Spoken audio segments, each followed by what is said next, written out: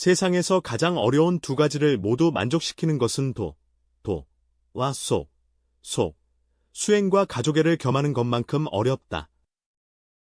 대지도론에 있는 이 말씀은 1100년 동안 무수한 수행자들의 마음 소리를 드러내고 있다. 불교는 욕망을 끊는 것을 주장하며 세속에 대한 집착이 고통의 원인이라고 본다. 그러나 대부분의 사람들에게 가족과 친족은 인생에서 떼놓을 수 없는 부분이다. 밤이 길다고 하여 반드시 가족애를 버려야 하는가? 만약 그렇다면 불법은 소수만을 위한 문이 아닐까? 유마경에는 놀라운 대화가 기록되어 있다. 유마착거사, 이 피에리 성에 사는 부유한 상인은 감히 부처님의 가르침에 정면으로 의문을 제기하며 가족애를 끊는 전통관념에 도전했다. 더욱 충격적인 것은 부처님께서 이에 대해 보이신 반응이 수행의 본질에 대한 사람들의 인식을 완전히 뒤집어 놓으셨다는 점이다. 하나는 인간과 천상의 스승이고 다른 하나는 제가 신자이다. 그들은 욕망의 단절과 가족애에 관한 궁극적인 논쟁을 통해 놀라운 지혜를 드러냈다. 이 논쟁의 결과는 당신이 불법을 이해하는 모든 방식을 바꿀 만큼 충분하다. 피에르리 성의 아침 햇살이 막 구름 사이로 비치기 시작했을 때 성에서 가장 부유한 비마 제자 거사의 저택에서는 뜻밖의 소식이 전해졌다. 평소에 에너지가 넘치던 이 상인은 갑자기 병에 눕게 되었다. 소문이 퍼지자 도시 전체가 떠들썩해졌다.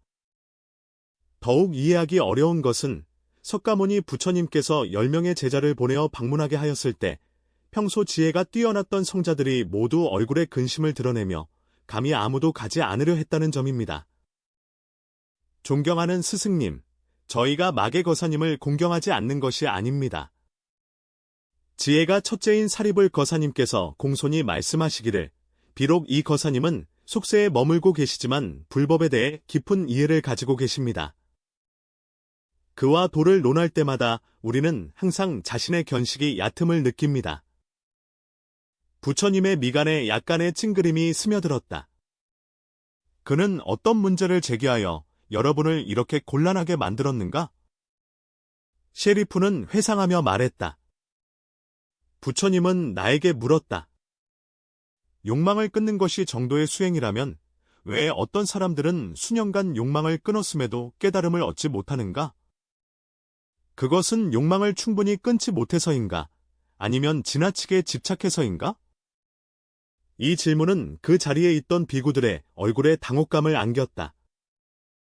전통적인 이해에 따르면 출가자는 당연히 칠정유욕을 끊어야 하며 이것이 수행의 기본 요구이다. 하지만 유마거사의 질문 방식에는 깊은 뜻이 내포되어 있다. 만약 욕망을 끊는 것 자체가 또 다른 집착이 된다면 수행의 의미는 무엇인가? 결국 부처님은 문수보살을 보내어 그를 방문하도록 결정하셨다. 문수보살이 유지타의 저택에 왔을 때 이 부자는 병상에 누워 있었지만 정신이 맑고 눈에는 지혜의 빛이 반짝이고 있었다. 더욱 놀라운 것은 그의 아내와 자녀들이 모두 그의 곁에 모여서 돌봐주고 있다는 것이다. 몸이 불편한 이유가 무엇입니까? 문수보살께서 단도직입적으로 물었다.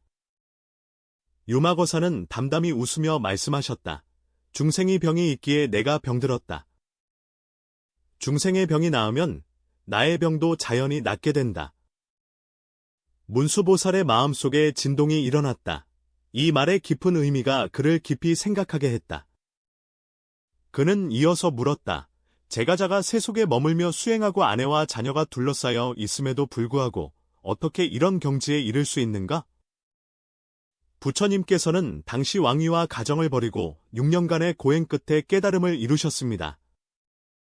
이 과정의 차이점을 설명할 수 있습니까? 위말결은 천천히 일어나 눈빛은 횃불과 같았고 서류는 실패했습니다. 당신은 불법의 핵심이 무엇이라고 생각합니까? 생사에서의 해탈, 정덕열반, 서류보살의 도달입니다. 그렇다면 제가 묻겠습니다. 마해, 의 소리가 강력해진다면 만약 탐욕을 끊는 것이 해탈의 유일한 길이라면 수많은 중생들이 그것을 이루지 못한다면 영원히 구도에 희망이 없는 것 아닌가? 부처님께서 왕위를 버리셨을 때 과연 그분은 책임을 회피하신 것인가? 아니면 다른 깊은 뜻이 있는가? 이 문제로 문수보살은 깊은 사색에 잠겼습니다. 만약 수행이 반드시 가족애를 버리는 대가로 이루어진다면 대다수 사람들은 해탈의 섬에서 제외될 것이다. 이러한 불법이 과연 중생을 널리 제도한다고 할 수 있을까? 유지마결이 계속해서 말했다. 부처님께서는 머무는 바 없이 마음을 일으킨다고 말씀하셨다. 무소주는 무엇인가? 그것은 겉으로 모든 것을 내려놓는 것인가? 아니면 내면의 진정한 자유인가? 바로 그때 유지마계의 가마 밑에서 기적이 일어났다. 방이 갑자기 넓어져 10,000명을 수용할 수 있는 장엄한 강당으로 변했다. 공간은 광대하지만 중앙은 텅 비어 있어 어떤 것도 없으며 보이지 않는 위엄을 발산하고 있다. 유마거사는 문수보살에게 청하여 세종께 전해 달라 하였다. 비록 제자가 누워 병중에 있지만 부처님과 함께 단어와 인연의 이치를 논하고자 원한다. 만약 불법이 정말로 깊고 측량할 수 없으며 오직 친족을 버려야만 수행할 수 있다면 이른바 모든 중생을 널리 구제한다는 말은 헛구호가 되지 않겠는가? 문수보살은 알라원에 돌아와서 유지마제의 말을 한 글자도 틀리지 않고 부처님께 전했다. 이 말을 듣고 현장에 있던 비구들은 다양한 의견을 나누었으며 어떤 이들은 유지모제의 태도가 지나치게 거만하여 감히 부처님의 가르침에 의문을 제기한다고 생각하기도 하였다. 그러나 부처님은 전혀 화를 내지 않으시고 오히려 칭찬하는 표정을 지으셨다.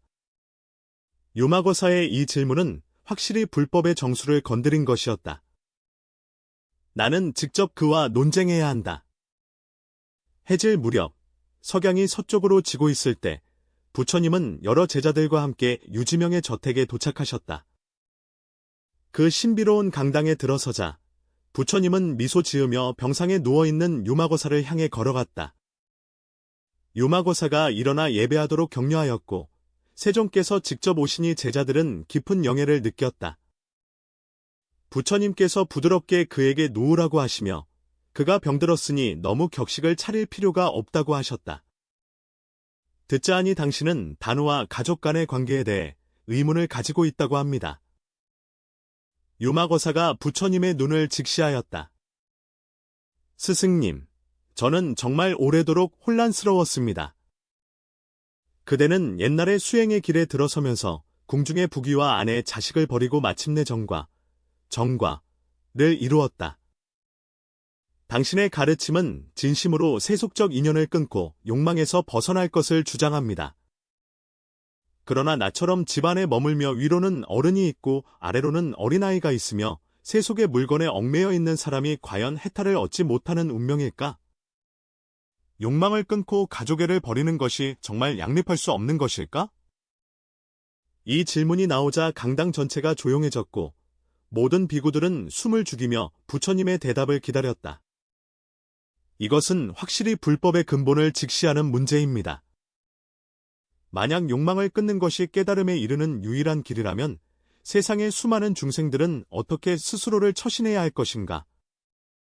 만약 욕망을 끊지 않아도 된다면 부처님께서 당시 어째서 왕위를 포기하셨는가? 부처님은 잠시 명상에 잠긴 후 평온하게 물으셨다. 유마 부인, 내가 옛날에 왕궁을 떠난 것은 책임을 회피한 것인가? 아니면 다른 목적이 있었던 것인가? 유마 부인은 잠시 생각한 후 대답했다.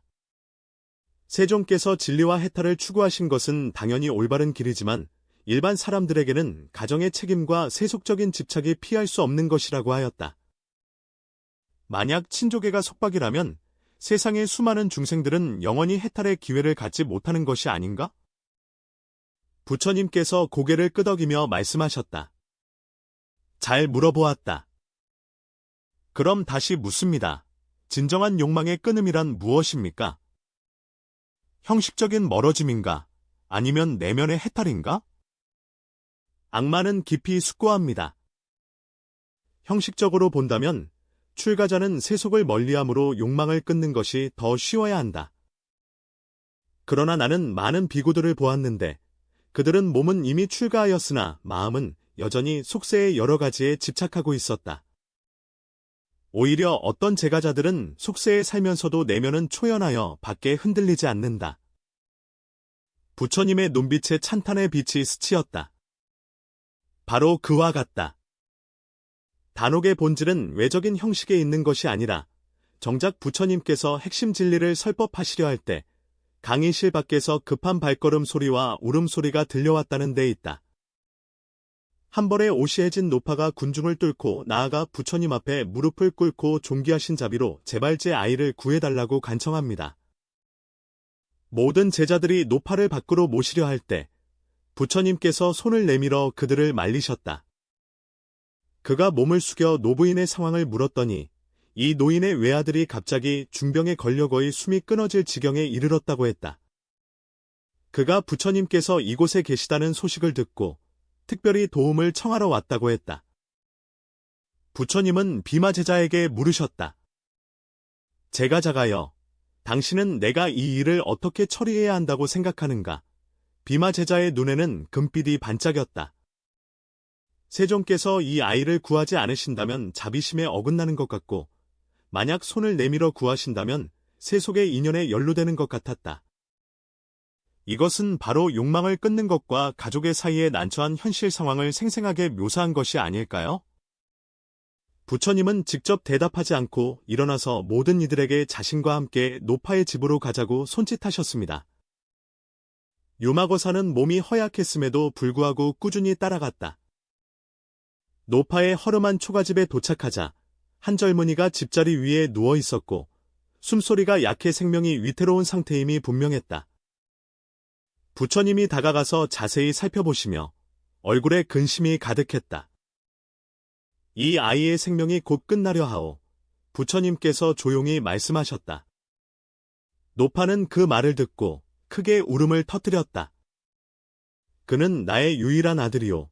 그가 죽으면 내가 살아있는 의미가 무엇이겠소. 현장에 있던 비구들은 서로를 바라보며 어떻게 위로해야 할지 몰랐다. 불법의 이치에 따르면 생사윤회는 본래 자연법칙이기에 지나치게 집착하지 않아야 하지만 이런 생리별 사별 앞에서는 누가 쉽게 놓아버릴 수 있을까? 부처님은 비마르게게 향하였다. 제가자여, 당신은 욕망을 끊음과 부모 자식 간의 정을 어떻게 조화시킬지 늘 혼란스러워하셨습니다. 이 노모가 사랑하는 아들을 잃었다면 그녀는 어떻게 인간의 도리를 다하면서도 생사의 고통에서 벗어날 수 있을까요? 바로 이 생사고비에서 유지모걸이 갑자기 병상에서 일어나 목소리가 초막 전체에 울려 퍼졌다. 스승님, 방금 전 질문은 놀라운 진리를 드러내셨습니다.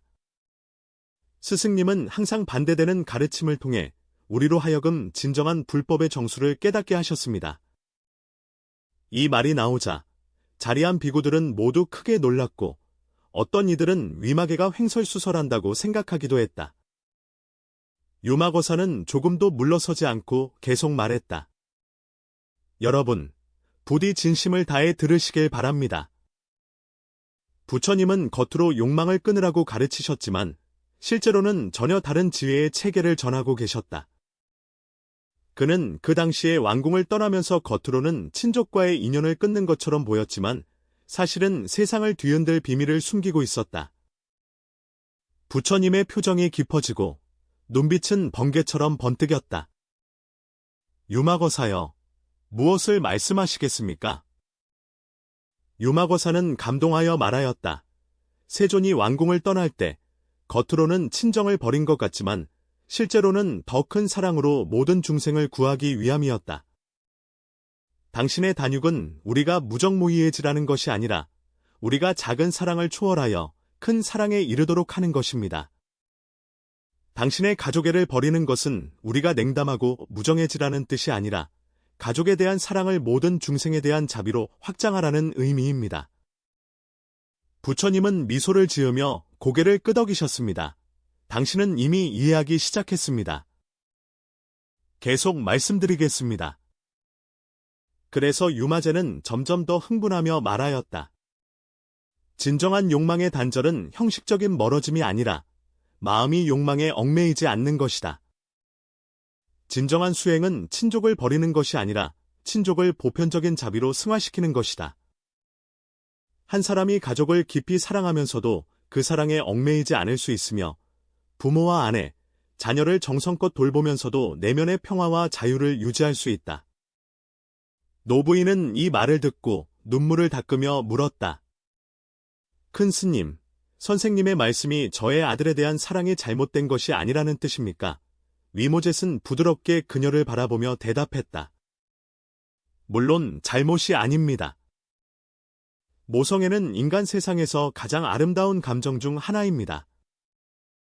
그러나 만약 우리가 이러한 사랑을 승화시켜 단지 자기 자녀만을 사랑하는 것이 아니라 모든 사람의 자녀를 자비롭게 대한다면 그러한 사랑은 장애물이 아니라 수행의 원동력이 된다. 부처님은 말씀을 이어받아 유지마제의 말이 옳다고 하셨다. 진정한 불법은 사람들이 냉담하고 무정해지기를 요구하는 것이 아니라 편협한 사리사욕을 초월하여 광대한 자비에 이르기를 요구하는 것이다. 한 어머니는 자신의 자식을 깊이 사랑하면서도 동시에 남의 자식에게 자비를 베풀 수 있다. 아들은 자신의 부모님께 효도를 할 수 있을 뿐만 아니라 모든 어른들을 존경할 수 있습니다. 이것이 진정한 수행이다. 노부인이 만약 잘못된 인식을 가지고 있다면 생사에 직면했을 때 우리는 어떻게 대처해야 할까요? 부처님께서 자비롭게 말씀하시되 생사는 자연의 법칙이므로 우리가 바꿀 수 없습니다. 그러나 우리는 삶과 죽음을 대하는 태도를 바꿀 수 있습니다. 만약 당신의 아들이 정말로 이 세상을 떠나야 한다면 당신의 고통은 당연한 것입니다. 슬퍼하지 말라고 자신을 억제할 필요는 없습니다. 하지만 동시에 너는 사랑이 영원하다고 믿어야 한다. 육체가 사라져도 그들 사이의 사랑과 그리움은 여전히 존재한다. 위모제는 덧붙였다. 게다가 너의 아들에 대한 사랑은 고통받는 다른 이들을 돕도록 너를 격려할 수 있다. 다른 아이를 잃은 어머니를 위로할 때 당신은 아들에 대한 사랑을 이어가는 것입니다. 이렇게 해서 너의 사랑은 개인의 한계를 넘어 보편적인 자비가 된다. 이때 한 젊은이가 의식을 잃은 채로 갑자기 희미하게 눈을 떴고 노부인은 기쁘게 그녀의 손을 잡았다. 아들아, 깨어났니? 젊은이가 약하게 말했다. 어머니, 방금 뭔가 소리가 들린 것 같아요. 마음이 아주 평온해요. 부처님께서 다가가서 젊은이의 이마를 살며시 어루만지며 말씀하셨다. 내 병은 서서히 나아질 것이다. 하지만 더 중요한 것은 방금 들은 말을 기억하는 것이다. 생사에 관계없이 사랑은 영원하다. 비마 거리의 저택으로 돌아와 부처님께서 참석한 모든 이들에게 말씀하셨다. 오늘의 논의를 통해 우리 모두는 중요한 진리를 깨달았습니다. 수행의 목적은 사람을 무정무이하게 만드는 것이 아니라 사람의 사랑을 더 순수하고 광대하게 하는 데 있다. 장막절은 병상에서부터 시작하여 정신이 현저히 좋아졌다. 존경하는 스승님, 이제 저는 이해했습니다. 당신께서 당시 왕위를 버리신 것은 가족을 사랑하지 않기 때문이 아니라 더 큰 사랑으로 모든 중생을 구하기 위함이었습니다. 당신은 자신의 모범을 통해 진정한 사랑은 이기적이지 않고 넓어야 한다는 것을 우리에게 가르쳐 주었습니다. 부처님께서 끄덕이시며 말씀하셨다. 바로 그렇다.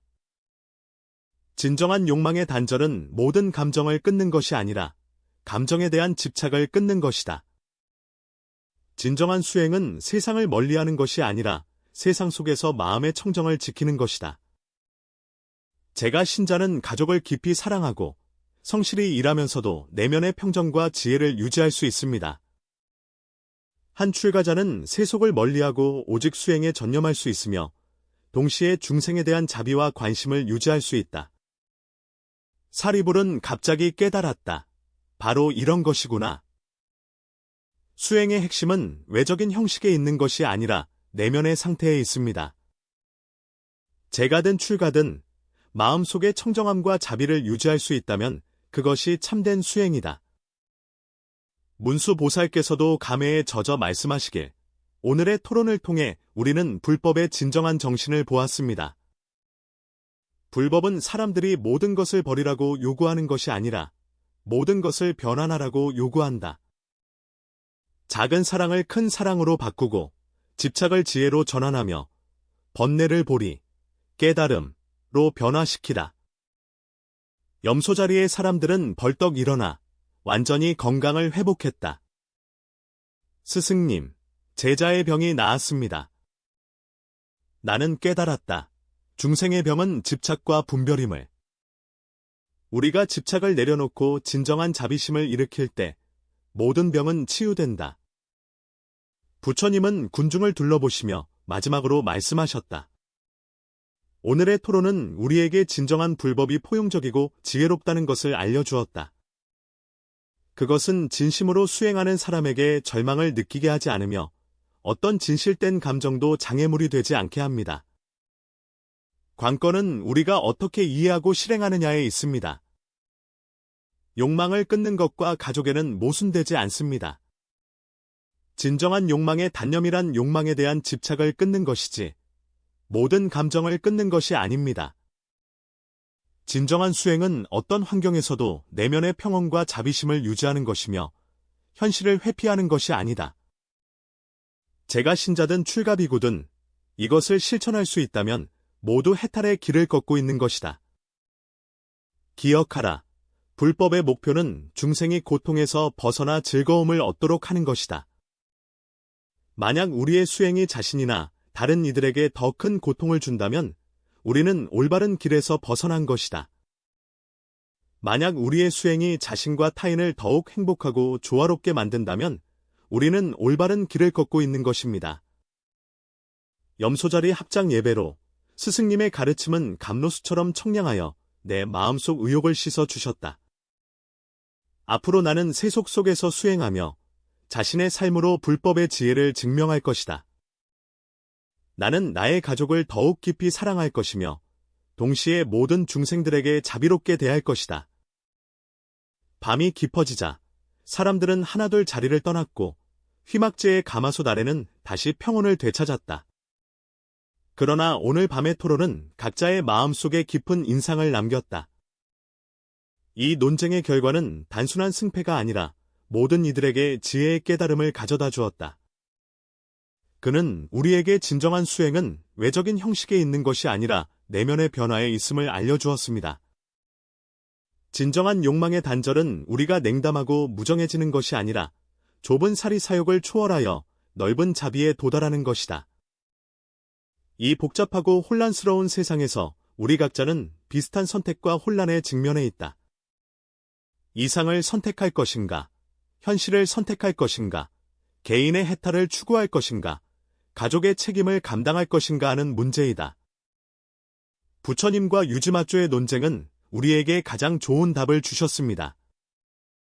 진정한 지혜는 어느 하나를 선택하는 데 있지 않고 이러한 대립을 초월하여 더 높은 차원의 통일을 찾는 데 있다. 우리가 가족에 대한 사랑을 모든 중생에 대한 자비로 승화시킬 수 있고 세속의 책임을 수행하면서도 내면의 청정을 유지할 수 있으며 번뇌 속에서 수행하되 번뇌에 물들지 않을 수 있다면 그때야말로 우리는 진정으로 불법의 정수를 이해한 것이며 진정한 해탈의 길에 들어선 것이다. 이것이 바로 부처님과 유즈마 간의 최종 논쟁이 우리에게 전하고자 하는 영원한 지혜입니다. 수행은 삶을 도피하는 것이 아니라 삶 속에서 깨닫는 것이다. 해탈은 모든 것을 버리는 것이 아니라 모든 것을 전환하는 것이다. 진정한 불법은 소수의 사람들만의 전유물이 아니라 모든 중생이 실천할 수 있는 해탈의 길입니다.